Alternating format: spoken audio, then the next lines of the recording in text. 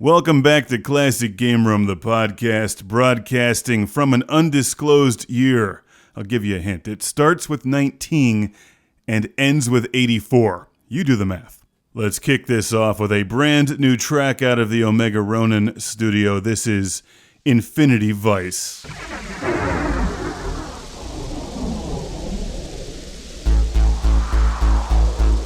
It's a dark and stormy night in this undisclosed year. It could be 19,184. You don't know. 19,000,084. Whatever year it is, the detectives drive at Daytona.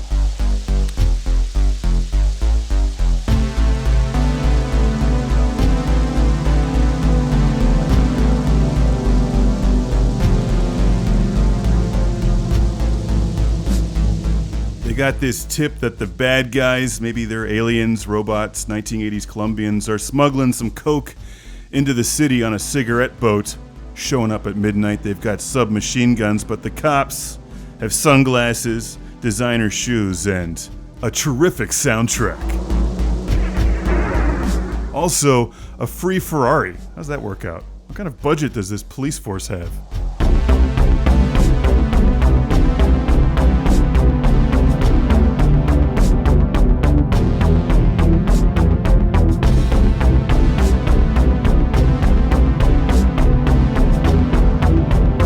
Cops show up and yell, "Freeze!" The bad guys look surprised. Some of them are wearing corduroys and have mustaches. They crouch and start machine gunning everywhere, hitting everything except our valiant police officers, who have perfect aim. Maybe the bad guys are stormtroopers. They go down one by one, screaming, shooting into the air, sometimes hitting their friends, blowing up vans in the process, custom vans. Is there any other kind?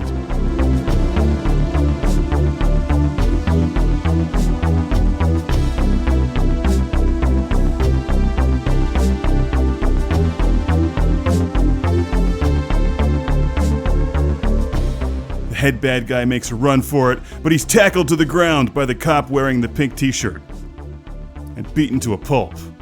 And just as he's about to be read his rights and taken into custody, his ex-girlfriend shows up and shoots him. And then she's hit by a helicopter. And the detectives look at each other and shrug and smile, because that means less paperwork and more time to hang out and drink with an alligator.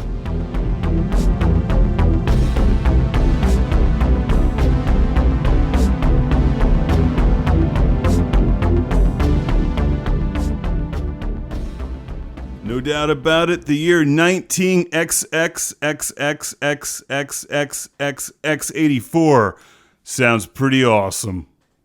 Maybe next week's episode will feature a detective in Hawaii who drives a stolen Ferrari and hooks up with Colonel Deering in season 2. After she's jogging on the beach, not that I remember that scene in great detail at all. Nope. You know what else we need is more shows with supersonic helicopters. I mean, I'm just stating the obvious. What is this podcast about? Even I'm not sure.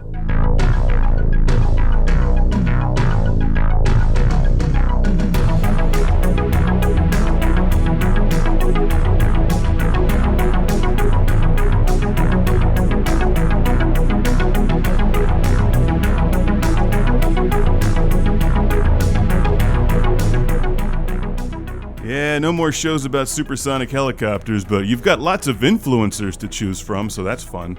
Although now that TikTok's being, I guess, shut down or something? Booted from the US? Who knows? I'm glad I did not spend a lot of money on TikTok. Anyway, yes, I did shut down the TikTok production. It wasn't working out anyway. It's impossible to break through the Instagram feed. We've discontinued producing shorts for, whatever they call them, reels for Instagram. YouTube is indefinitely suspended because it wasn't working. So I got a lot of stuff I could talk about, but none of it's very exciting. That doesn't make for an exciting podcast. So I'll keep this one short this week. I've heard from some people who just want to know what's going on. Am I making more game reviews? And I don't have time to make any more game reviews. So at the moment, no. I'm not sure what the future is going to bring just yet. I did really enjoy putting together that last season, 2023 and 24. I thought it was a lot of fun. I love the Operation Wolf video is my favorite. But unfortunately, I can't do that every day. I can't go out and drink beer and play arcade games every day, though I kind of want to. And I'm back to real business these days. So what's going on is a whole lot of like marketing and brand redesign work. So, like the least exciting thing you could talk about. I'm trying to think of an example, like a business case study. This is not an uncommon thing. Though normally, when you think, like, there's a lot of brands that start out as like one thing, and then like a decade later, there's something completely different. And, there's a reason for that, because the original thing didn't work. I will tell you that most of the writing on the history of Classic Game Room, I'm not sure if that's the final title yet, but most of the writing is done. Got to go through like the second wave. Like I tend to write like a lot of these like loose nebulous thoughts down, and then like I have to go and like tie them all together. But it's a pretty cool story about how I started doing website design. I self-taught myself HTML and website design in 1995 in a computer lab at school. I pulled a couple all-nighters because I thought this stuff was just fascinating, and learned how to build websites in the old days, like back on Netscape. I think it was Netscape. What were the other ones back then? I'm even thinking of search engines, because there was like Lycos and Alta Vista, but Netscape definitely was like the thing with the little planet spinning with the N. I didn't know how to hook up any of the websites like into the server, so I had to bug my computer science friends to actually figure out how to host these things or get them hosted. But that's really where all this stuff started, was HTML in the 90s, and then coming right out of school, I went straight into marketing using the HTML stuff I ended up learning, and I combined that with my graphic work, and one thing led to another, and that's how all of the Classic Game Room stuff. And well, there was a whole like TV, online internet TV network back in the day in the 90s, and I go into great detail on all of this. It's a really interesting story. The old days are kind of hard to remember in the 90s because like they weren't well documented. Like we didn't have cell phones with cameras on them back then, so it's not like this slew of photos from like 1999 or 2000. Like the videos are out there. You can see the old Classic Game Room videos. That was one of like, I'm gonna say 50 to 100 shows. We had like a whole TV channel back then. And who were our competitors? This is what I'm trying to. Now that I'm thinking out loud, I want to say Pseudo. Am I thinking that right? Pseudo.com, was that a thing? Is they still a thing? Who knows? All right, I had to look that one up. Yes, Pseudo.com was a thing, and they were our competitor, and they had way bigger budgets than we did. Our budgets were tiny because the whole thing was like an experiment to market what at the time was going to be like a studio in a box concept. So that's why we had to make all these shows, was to show that we could just make stuff and get it up onto the internet, which in 1999 you could not do with your cell phone. In fact, you could barely do it at all. You needed like these banks of computers and digital analog boards, or maybe I got that backwards. Anyways, a whole lot of gear to make it happen, and that's and of course then there was the website part of it too, which I was involved with. Just how to get these videos up, how to host them, and then of course there was like no way to market them, so that's kind of where we struggled, was spamming news groups out there and forums like, hey, go watch this show. And then we got thrown out of all these forums. We missed the MySpace stuff though. The CGR stuff and like all of the network, all the shows that we were producing, everything got shut down at the end of 2000. And then from there I moved into documentary filmmaking for almost a decade. I was just about to start applying to grad schools when the YouTube stuff started taking off in 2007 and 2008. So sometimes we hit the timing perfectly, other times it was a disaster. So when I talk about this stuff out loud, sometimes I start to get a little sad because I really miss these years and like the excitement and the opportunity because we were so early in this business. It was just like unexplored territory and always constant growth. We didn't have to make videos hoping to like conform to some kind of an algorithm. We could just make the videos we wanted to make, which is why the original shows were so good, because I could just do whatever I wanted and it worked. So I think that's one of the things I see in the Forever stream is people want that those old classic game rooms back, but there's just no way to do it anymore at all. So I think that the 25th anniversary will be I'm not sure what I'm going to do, if anything, yet for the actual 25th, which is going to be in November. I know there's a new EDF coming out, and I am excited about that. My son and I are going to play the hell out of that game. I don't know the release date, though, so there might be a final Classic Game Room review in November. That'll be the last one, though. I can't take the time to produce them. Certainly not when running a business where everything else is doing fine, but like this one brand isn't. So I could talk sound design, but sound design is kind of hard to talk about. It's one of those things where I think I make it, whatever, and then it's out there, and then it makes sense when you can hear it, or certainly hear it and see it with something else. Sound design isn't so much about musicianship as it is about just taking these pieces of gear, hardware, or software, depending on what it is you're doing, and then bending that to sound like something and convey an emotion or heighten an experience. That's sound design. I'm staring at one of my keyboards right now thinking that I need to get back to work, but I'm sitting here doing a podcast because I did not think to go out to an arcade this week. I'm kicking myself. I know it's like noon on Friday. I could get to the arcade. I mean, I do run my own company. Technically, I can do whatever I want, but believe it or not, I'm actually responsible.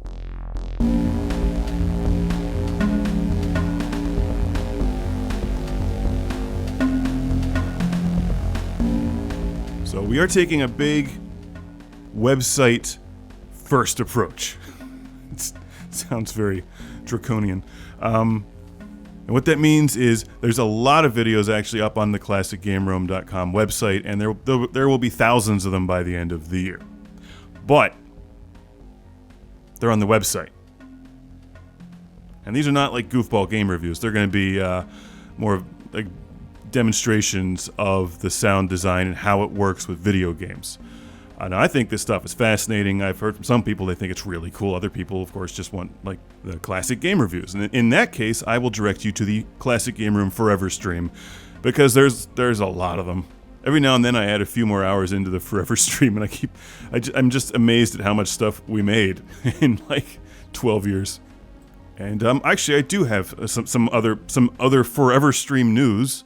Again, this may not be what everybody wants to hear, but there's going to be an 80s Comics Forever stream, because as it turns out, I made about 18 hours worth of 80s Comics videos. I put them all on a timeline. I'm like, wow, I made a lot of these. I made a lot of those in like 19 and 20. Nobody was watching them, but I made a bunch of them.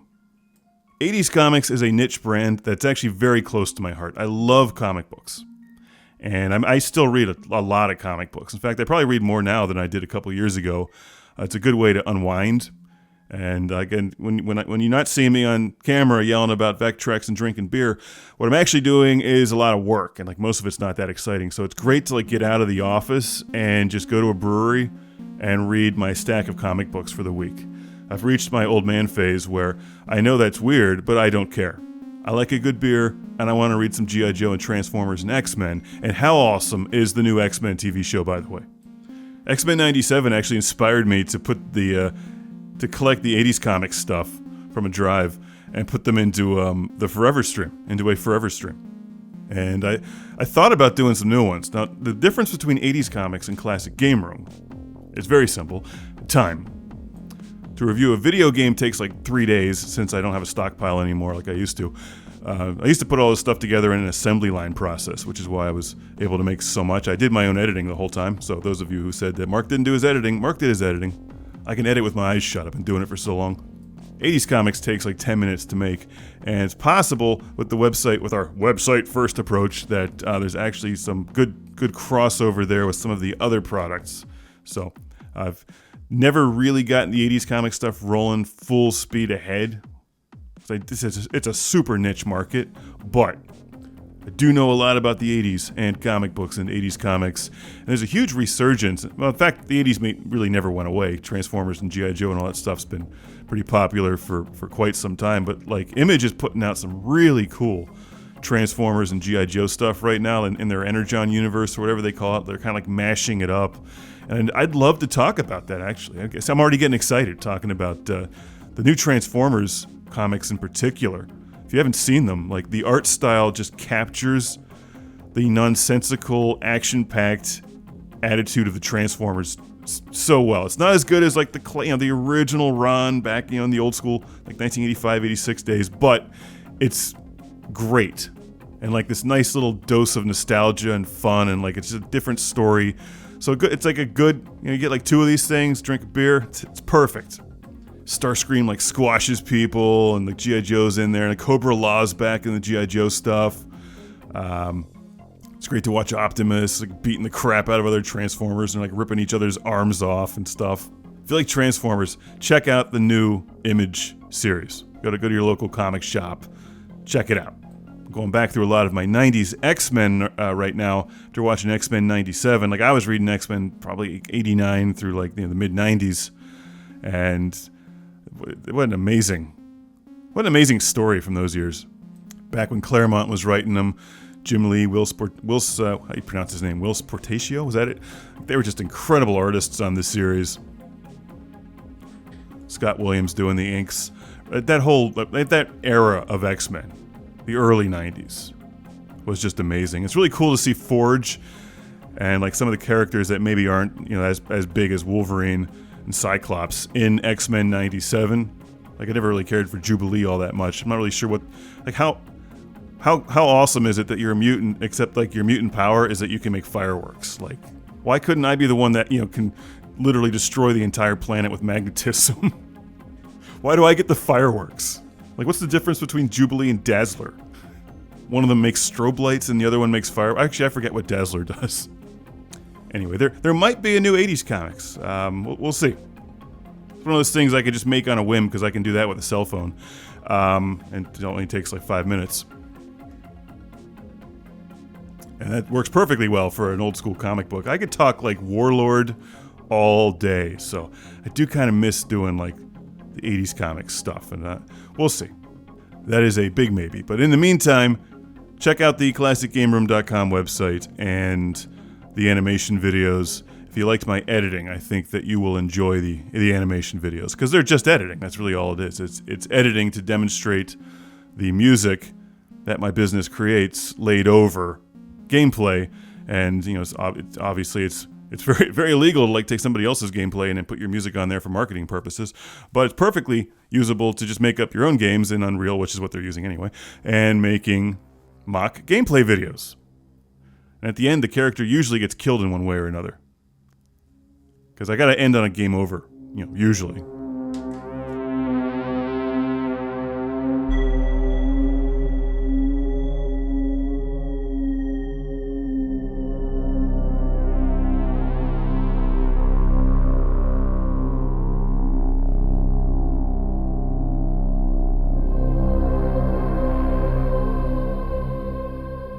There's an example of some sound design. That's a track I put together this past week. Something that can be used in like a horror game, or science fiction game. There's a lot of stuff I'm putting out that sounds like this. And I'm going to end on the note of being eaten in space. This track is actually titled "You Can Hide, But You'll Still Be Eaten." And hopefully I can get back out to an arcade next week. I've got some plans to do it. I mean, it's good for me. It's like exercise, flipping the flippers and playing the games. Lift those 12-ounce curls. Well, they're more like 16-ounce curls. Build the biceps. So I'll see you next week. Hopefully a week, maybe 2 weeks. We'll see how things shake out. And check out the website for a bunch of new videos. Lots of new videos in development. Hope you enjoyed it. See you soon. Subscribe to the podcast on Spotify or wherever, and you can find Classic Game Room brand music out on the streaming services. And of course, Omega Ronin is out on the services and the Bandcamp and the everywhere, dominating the future from the future, a distant future where 19XXXXXXXXXXXXXX84 is forever.